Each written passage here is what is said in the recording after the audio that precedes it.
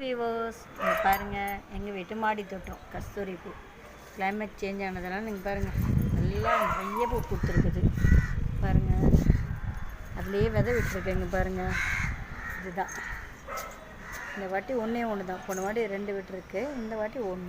இந்த விதையை காய வச்சு பதியம் போட்டு செடியும் வைக்கலாம், அடுத்த செடியும் வளர்க்கலாம். அடுத்தது பாருங்கள், கோழிக்கொண்டை செடி சொல்லுவாங்க.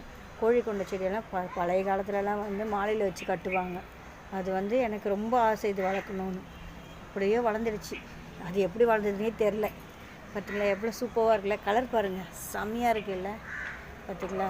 அடுத்தது கல்வாழை செடி சொல்லுவாங்க. இது சும்மா வீட்டுக்கு ஷோக்கு வைக்கிறது. பூத்து கொட்டிடுச்சு, இங்கே பாருங்கள், பூ கூட பாருங்கள் கீழே கொட்டி இருக்குது பார்த்திங்களா. அடுத்தது வர விட்டுருக்கு. அது 1 வச்சேன், 1 2 3 4 செடி வளர்ந்துருக்கு பக்கத்தில். அடுத்தது செம்பருத்தி பாருங்கள்.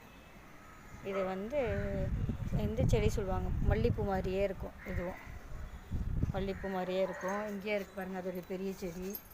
இப்போ நிறைய மொட்டு விட்டுருக்கு பாருங்கள். அது சத்து கம்மியாக இருக்குன்றதுனால என்னன்னு தெரில, செடிங்களில் இருக்க மொட்டெல்லாம் பட்டு கீழே கொட்டிடுது. சங்குப்பூவும் வச்சுருக்கேன் பாருங்கள். சங்குப்பூ செம கலரில் இருக்குல்ல.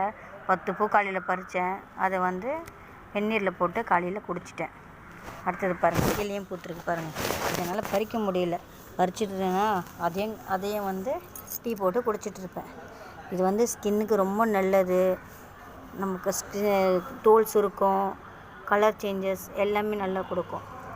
ஓகே வீவர்ஸ், லைக் பண்ணுங்கள், ஷேர் பண்ணுங்கள், சப்ஸ்கிரைப் பண்ணுங்கள். பாய்.